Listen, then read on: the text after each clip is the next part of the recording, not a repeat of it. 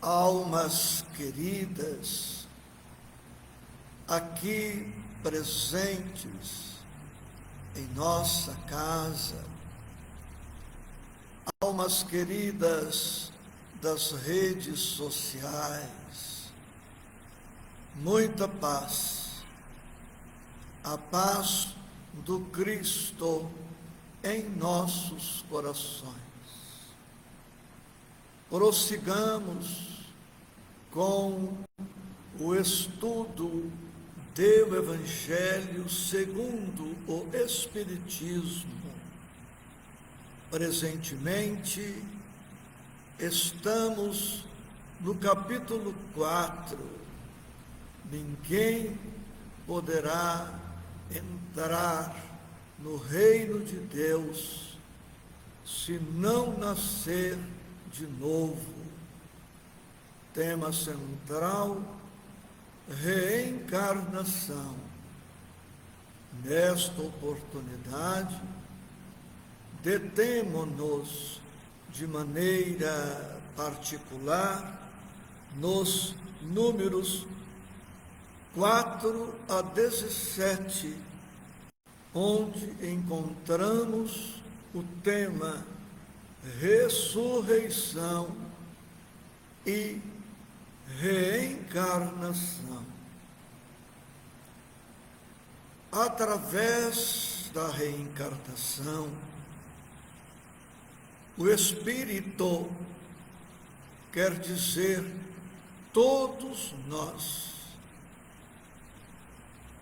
retornamos quantas vezes forem necessárias, até que possamos alcançar neste hospital ou em outros hospitais existentes no universo a saúde integral. Ou ainda, significa que através da reencarnação nós nos matriculamos nesta escola ou em outras escolas planetárias até atingirmos o conhecimento ou a sabedoria integral. Vê-se, portanto, que a reencarnação não é um castigo, é, em verdade, uma oportunidade nova, renovada, para que possamos avançar. Nesta oportunidade, quero trazer 3 citações bíblicas que demonstram ser a reencarnação um princípio conhecido desde a mais remota antiguidade e ser a reencarnação um princípio básico do cristianismo original do Cristo. É o que vemos em Isaías, profeta Isaías, capítulo 26, versículo 19, como parte das referências mais antigas. E nos evangelhos, Mateus, capítulo 11, versículos 12 a 15, e ainda em João, capítulo 3, versículos 1 a 12. Nesta oportunidade, trago para nós o texto que está em João, capítulo 3, versículos 1 a 12, aquele célebre diálogo aquele célebre encontro entre Nicodemos, senador dos judeus, e Jesus. Permitam-me a leitura. Ora, entre os fariseus havia um homem chamado Nicodemos, senador dos judeus, que veio à noite ter com Jesus. Ele disse: Mestre, sabemos que vieste da parte de Deus para nos instruir como um doutor, porquanto ninguém poderia fazer os milagres que fazes se Deus não estivesse com ele. Jesus lhe respondeu: em verdade, digo-te, ninguém pode ver o reino de Deus se não nascer de novo. Disse-lhe Nicodemos: como pode nascer um homem já velho? Pode tornar a entrar no ventre de sua mãe para nascer segunda vez? Retorquiu-lhe Jesus: em verdade, digo-te, se um homem não renasce da água e do Espírito, não pode entrar no reino de Deus. O que é nascido da carne é carne, e o que é nascido do Espírito é espírito. Não te admires de que eu te haja dito ser preciso que nasças de novo. O Espírito sopra onde quer e ouves a sua voz, mas não sabes de onde vem ele, nem para onde vai. O mesmo se dá com todo homem que é nascido do Espírito. Respondeu-lhe Nicodemos: como pode isso fazer-se? Jesus lhe observou: pois que és mestre em Israel e ignoras estas coisas?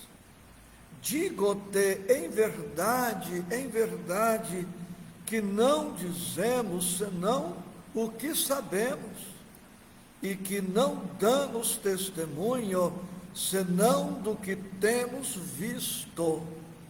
Entretanto, não aceitas o nosso testemunho. Mas, se não me credes quando vos falo das coisas da terra, como me crereis quando vos fale das coisas do céu? Temos nesta passagem clara referência à reencarnação. É verdade que esta palavra não consta da Bíblia. No entanto, o princípio da reencarnação está presente na Bíblia. A palavra foi criada muito mais tarde, mas a ideia de o Espírito vir várias vezes à Terra era já uma ideia muito conhecida e muito aceita, como já dissemos aqui. Jesus fala claramente a Nicodemos sobre a reencarnação. E Nicodemos entende que é dela que Jesus está falando, e não do batismo nas águas, como pretendem alguns. Tanto que Nicodemos pergunta: como pode nascer um homem já velho? E ele pergunta claramente: pode tornar a entrar no ventre de sua mãe para nascer segunda vez? Pode tornar a entrar no ventre de sua mãe para nascer segunda vez? E Jesus explica a Nicodemos que nós temos o corpo e que somos um espírito, e que é preciso renascer corporalmente, ou seja, será necessário um novo corpo para que o espírito possa retornar à Terra ou em outro planeta através da reencarnação. Nicodemos estranhou Jesus referir-se à reencarnação.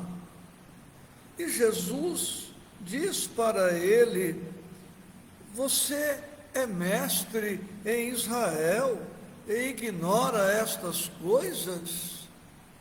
O que demonstra que a cultura acadêmica, o desenvolvimento intelectual não bastam para que alguém creia, aceite, compreenda a reencarnação. Para aceitar o princípio da reencarnação, faz-se necessário um desenvolvimento moral, uma certa maturidade espiritual que independe da cultura acadêmica. É por esta razão que encontramos grandes inteligências, grandes culturas incapazes de compreender a reencarnação.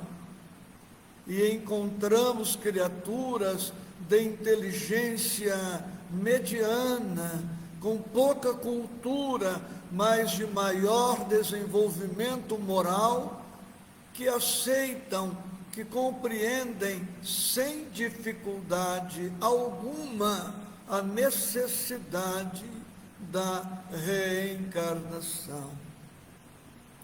E nós vemos em todo este diálogo a elegância do Mestre abordando a reencarnação. Jesus sempre se expressava de maneira educada, suave, clara, pedagógica, nobre, elegante. Ele não feria, não humilhava, não agredia a ninguém com a sua ciência, com a sua amorosidade, demonstrando assim compreender e respeitar os nossos limites de compreensão. E com Jesus nós aprendemos, pois, a importância do falar, do ouvir, para que transformemos os nossos sentidos físicos em possibilidades de crescimento e de amor ao próximo. Como aprendemos com Jesus a aproveitar cada dor, cada experiência difícil para o nosso crescimento, também aprendemos com ele a nobre arte de nos expressarmos respeitosamente, com elegância. No versículo 7 que lemos, está dito: não te admires de eu te dizer, importa-vos nascer de novo. Este nascer de novo, a reencarnação, não pode ser um acontecimento mecânico, automático. Esta nossa atual reencarnação não pode, não convém ser mais do mesmo. Criatura alguma reencarna para insistir, persistir nos velhos vícios, defeitos, hábitos nocivos e imperfeições. Sobre isto, Emmanuel escreve no seu livro Palavras de Vida Eterna, capítulo 177, por título Na Esfera do Reajuste. E veremos aqui que Emmanuel, sem esgotar o tema, nos apresenta alguns objetivos do nosso retorno à Terra através de um novo corpo. Objetivos estes que podemos resumir em uma frase: reencarnamos para fazer diferente, para procedermos a escolhas melhores do que aquelas feitas em outras experiências reencarnatórias.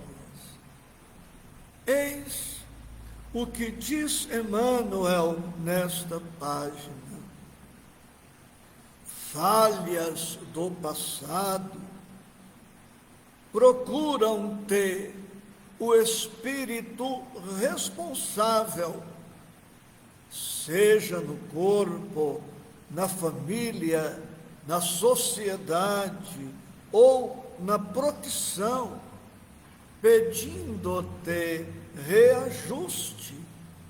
Necessário vos é nascer de novo, disse-nos Jesus.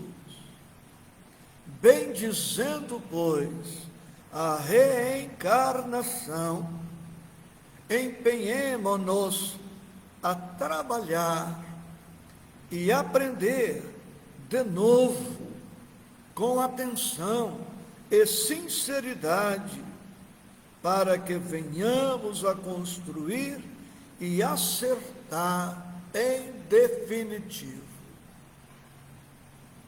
Nosso primeiro sentimento em relação a esta oportunidade reencarnatória deve ser o da gratidão. Agradecer sempre a Deus pelo dom gratuito da vida. Agradecer a Deus e a nosso Senhor Jesus Cristo pelo dom gratuito desta reencarnação.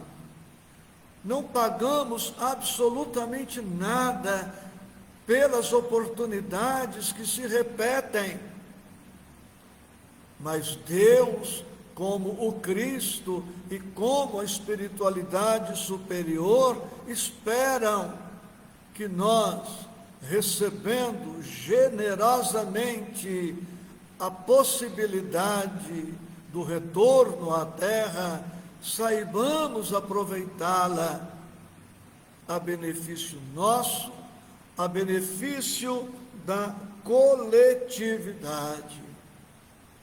Agradecer, portanto, e agora que somos criaturas melhores do que fomos, agora que a nossa consciência está um tanto mais desperta, agora que temos consciência dos nossos deveres, agora que sabemos ser responsáveis diante da vida, é preciso que saibamos aproveitar a oportunidade.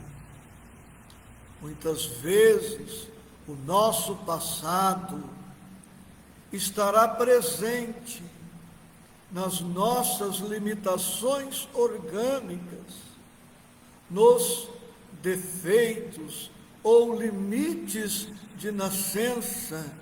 Quantas criaturas reencarnam trazendo desde a intimidade uterina deficiências várias, somente explicáveis à luz da reencarnação. Muitas vezes o passado repercutirá em nosso presente, em nossa família, através dos parentes difíceis, dos filhos problemas, de certas pessoas no clã familiar que divergem, que destoam de maneira severa do nosso comportamento, do que lhes propomos para esta vida. Estamos na terra, diz Emmanuel, para continuar trabalhando, para continuar aprendendo, porque não há na terra ninguém que tenha atingido a sabedoria universal, a sabedoria integral. Temos muito que aprender e, por vezes, temos muito que reaprender, porque aprendemos de maneira incompleta, ou insatisfatória, ou até mesmo de maneira errônea.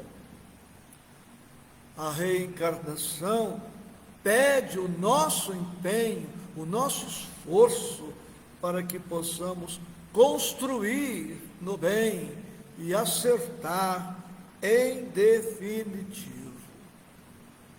Para isto, precisamos de vários atributos em nós. E um destes atributos é a autoconfiança, a percepção de que nós somos capazes. O fato de estarmos na Terra em uma nova experiência reencarnatória demonstra o quanto Deus, o quanto o Cristo, o quanto a espiritualidade superior confiam e esperam de nós alguma coisa. O apóstolo Paulo, escrevendo aos irmãos de Roma, como vemos no capítulo 14, versículo 22 de sua carta, anotou: tens fé? Tem-na em ti mesmo diante de Deus. Tens fé? Tem-na em ti mesmo diante de Deus. Precisamos confiar em nós, perceber e desenvolver nossas aptidões, incontáveis aptidões. Mas aqui falamos da autoconfiança associada à fé, associada a Deus, e não daquela autoconfiança que, na verdade, é presunção, soberba, arrogância, vaidade, orgulho. E Emmanuel nos ajuda na compreensão deste pensamento do apóstolo Paulo, como vemos em seu livro Caminho, Verdade e Vida, capítulo 14, por título Em Ti Mesmo. E anota o sábio mentor: no mecanismo das realizações diárias, não é possível esquecer a criatura aquela expressão de confiança em si mesma e que deve manter na esfera das obrigações que tem de cumprir à face de Deus. Por que te manterás indeciso? Se o Senhor te conferiu este ou aquele trabalho justo, faze-o retamente, porque se Deus tem confiança em ti para alguma coisa, deves confiar em ti mesmo diante dele. Se Deus tem confiança em ti para alguma coisa, deves confiar em ti mesmo diante dele. Repetindo o que sempre dizemos, a terra é um hospital e todos aqui nos encontramos porque todos somos enfermos em tratamento intensivo. E se adoecemos, e quando adoecemos em razão dos nossos hábitos, dos nossos vícios, das escolhas equivocadas que fizemos. Se desejamos investir na recuperação da saúde, na saúde do corpo, na saúde das emoções, na saúde do espírito, precisamos ir abandonando, eliminando velhas práticas que demonstraram não servirem para o bem nosso e para o bem das pessoas que esperam nossa contribuição. Precisamos proceder a novas escolhas.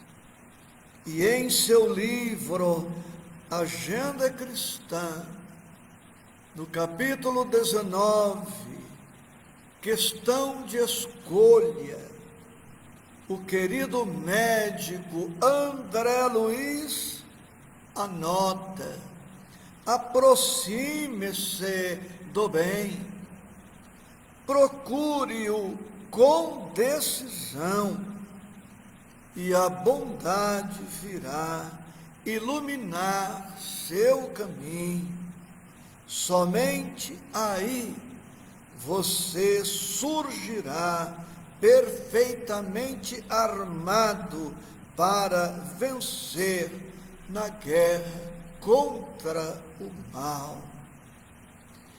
E no relacionamento com as pessoas, ele também nos recomenda prudência, cuidado, quando assim escreve: busque identificar uma falta e achará inúmeras.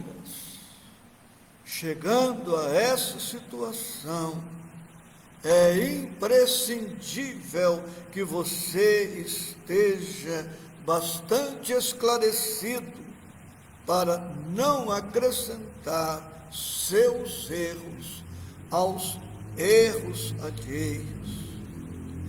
E André Luiz, em seu maravilhoso livro Nosso Lar, capítulo 2, por título Clarencio, nos recorda que somos todos criaturas limitadas, pois por mais forte nos achemos. E ele muito sofreu na pátria espiritual, em razão das suas escolhas inadequadas. Sofreu, chorou e experimentou dificuldades imensas, até que despertou para o sentido verdadeiro da vida, até que se despertou para a necessidade de buscar a espiritualidade, e o fez com extrema determinação. E no seu livro Nosso Lar, no capítulo mencionado, ele deixou estes pensamentos: o homem mais forte conhecerá limites à resistência emocional. Foi quando comecei a recordar que deveria existir um autor da vida, fosse onde fosse. Tornava-se imprescindível confessar a falência do amor próprio, a que me consagrara orgulhoso. Diz ele, é preciso haver sofrido muito para entender todas as misteriosas belezas da oração. É necessário haver conhecido o remorso, a humilhação, a extrema desventura, para tomar com eficácia o sublime elixir da esperança. E, estando prostrado, vencido, após orar com sinceridade, longamente, abrindo seu coração a Deus, como nunca fizera antes, faz-se luz em torno dele, e se lhe apresenta o ministro Clarencio, que, acompanhado de 2 enfermeiros, o busca nas regiões escuras para conduzi-lo à cidade espiritual chamada Nosso Lar. Meus irmãos queridos, aqui presentes e os das redes sociais, estamos na terra para tratar as nossas enfermidades, para superar a nossa ignorância, amealhar conhecimento, sabedoria. Para isto precisamos atentar para a natureza, para a qualidade dos nossos pensamentos, dos nossos sentimentos, porque, em verdade, somos o que pensamos, somos o que sentimos, e falamos do que pensamos, falamos do que sentimos, e escolhemos o que escolhemos em função do que pensamos, do que sentimos. E Joana de Ângeles, com o seu excelente magistério, nos apresenta antídotos eficazes para a nossa ignorância e também para as nossas enfermidades espirituais, como vemos no seu capítulo 19 do livro momentos de alegria. Anota a querida mentora: resguarda-te das construções mentais perniciosas. Aquilo que vitalizas na mente transforma-se em algema retentiva ou em asa de libertação.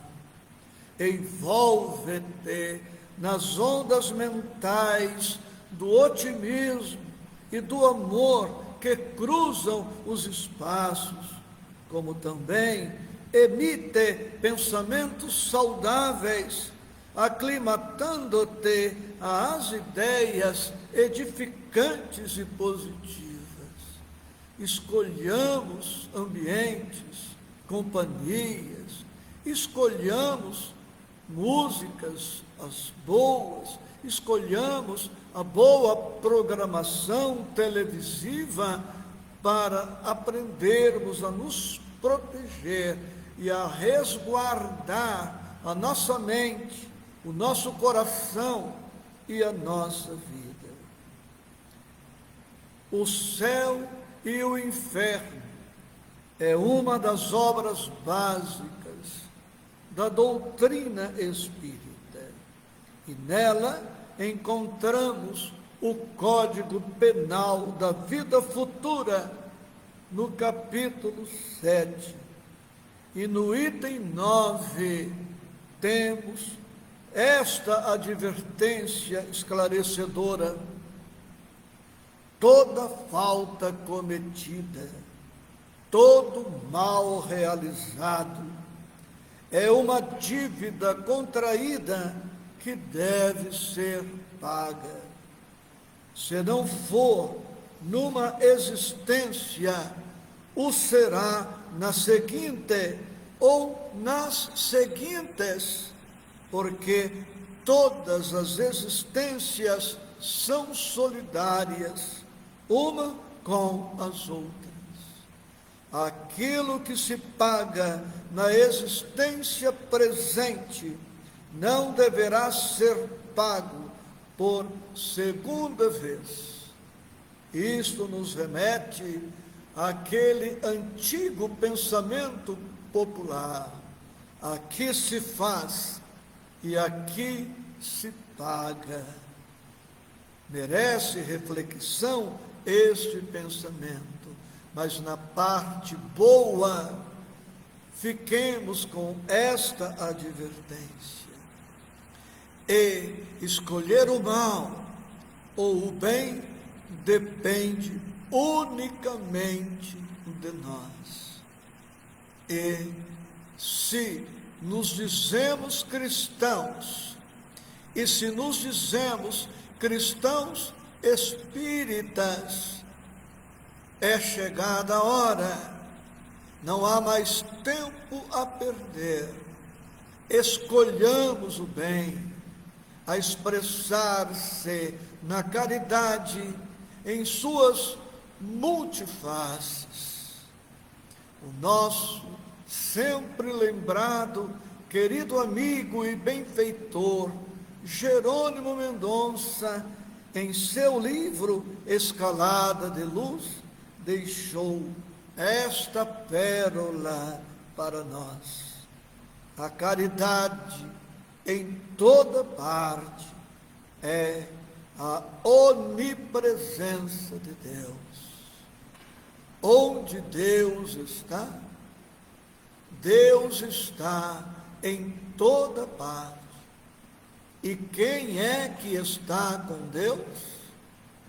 Está com Deus todo aquele que escolhe, que exerce, que treina, que pratica a caridade, independentemente da sua religião, independentemente da sua condição social, econômica, cultural. Todos temos possibilidades de fazer alguma coisa no bem.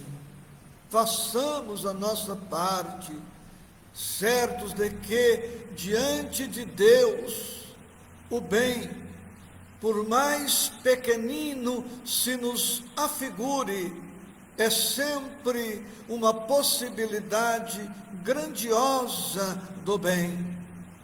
Para isto, basta recordar as grandes árvores que brotam das pequeninas sementes.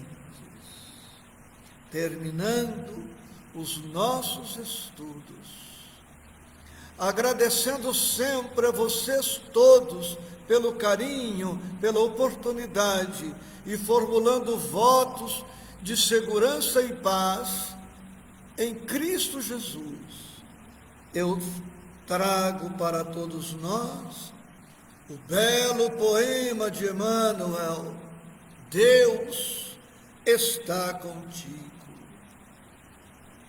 Não obstante exclamares, muitas vezes, desconsoladamente, como me sinto só, Deus está contigo em todos os lugares.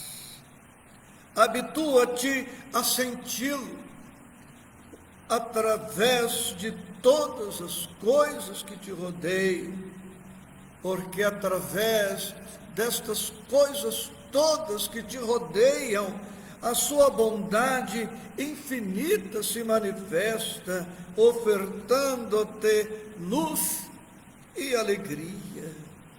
O seu amor palpita em toda a parte, numa torrente de harmonias benditas. A sua misericórdia imensa está na terra que pisas, no ar que te circunda, nas leis inteligentes e sábias da natureza que te prodigalizam incalculáveis benefícios. E nunca te esqueças de que Deus é o amor sem limites.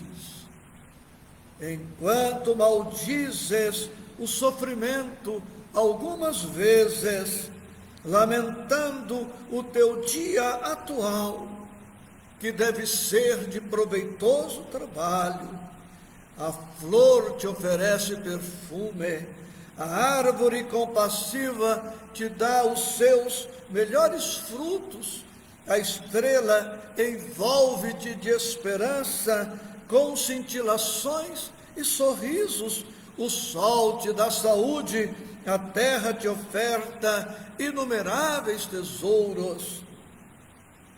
É a bondade inexcedível do Criador que se manifesta em toda a sua intensidade e grandeza, perdoando-nos os ímpetos de revolta e olvidando-nos a cólera, indiferente aos nossos errôneos julgamentos, estimulando-nos para o progresso e animando-te para a elevação.